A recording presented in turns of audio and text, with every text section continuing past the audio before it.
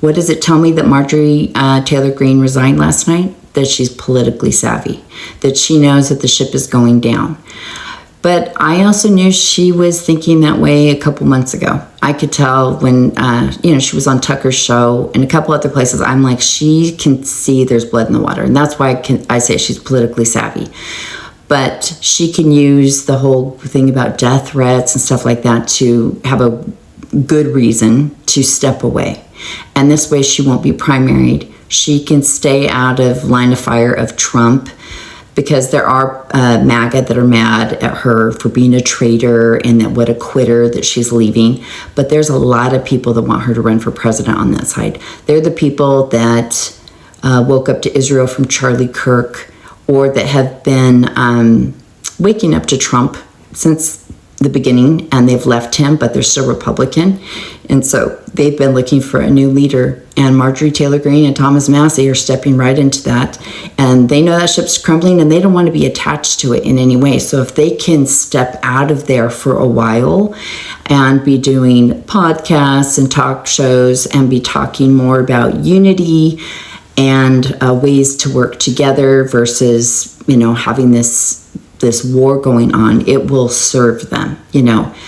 Tucker's doing the same thing. Candace is doing the same thing. Nick Fuentes is doing the same thing. Those five, I would say, are pretty politically savvy. Cuckoo, but politically savvy.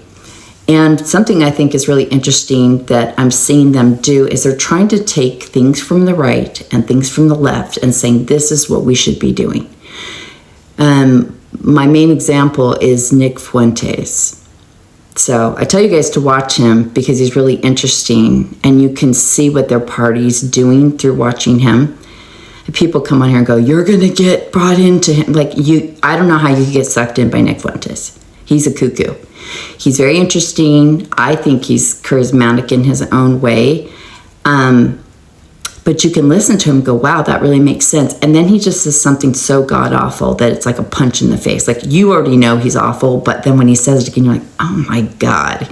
So I don't know who could be taken in by him. But, he's saying we should do a deal with the left. Let's give up our free market. Let's get universal health care.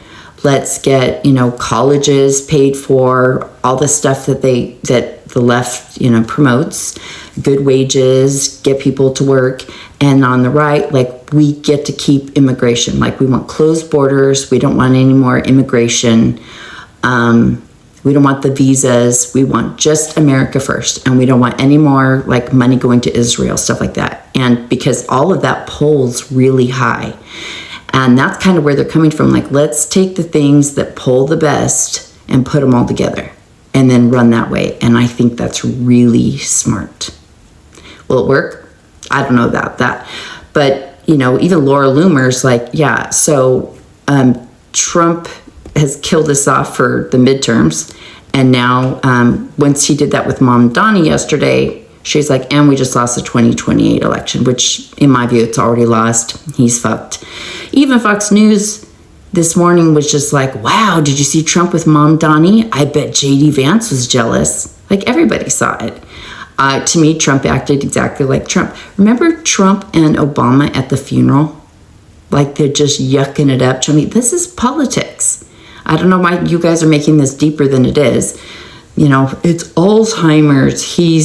He didn't think that was Mom Donnie. No, this is what he does. He talks shit online and to the press, and then in public, he's very gushy. And I know people want to use Zelensky as an example of him not doing that, but he was also trying to perform for Putin at that time. He hadn't been in that long, so he was trying to put on his tough guy stance, and you had JD prance, and they're going, you should be thankful. It was so fucking cringe. But that was them trying to do a performance for Putin. But that's really the only time we've ever really seen that. Otherwise, he just sits and gushes and protects them in front of the press. And you can call me fascist, bad boy. This is a game to them. This is how they operate. So you are going to start seeing political realignments. And I think more voices are going to come forward like, hey, maybe we could take some of that from over there and some of that from over there and make this all work together so that they feel like they haven't completely caved to the communists. You know what I mean? So it is super interesting. And I said in another video, like when I go on there now, it is much harder for me to tell where people are coming from. Are they MAGA? Are they America First? Or are they Democrats? It gets more confusing. The language has now blended. It's very blurry. That never was the case before. I mean, in February, the first alarm I heard was people were starting to complain a little bit about Trump. And you never, ever heard that before he was sworn in. Never. Not one time. I never heard that. And then it was kind of like, why is he doing that? Well, I don't like what he's doing with the tariffs. I don't like, why this? Why this? And once I heard that, I knew it was over. I knew it was over because cults don't do that and they're not open about challenging their leaders. The cults leave in silence. So the fact that they were willing to say that in a live or in a comment or on a message board, that's all I needed to know. And now it's just very open. And you have people like Marjorie Taylor Greene who know that he's toast. And she knows that JD is with Trump. She knows Trump's fucked, JD's fucked. She's, out against the tech bros. Like, she's playing this so smart. And it's so funny because did we not think that maybe she planted the bomb? At the DNC, around January 6th or that night? Like, this is a wild ride. Hollywood could never compete. They could never compete.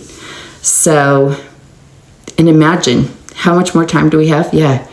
You better stay rested.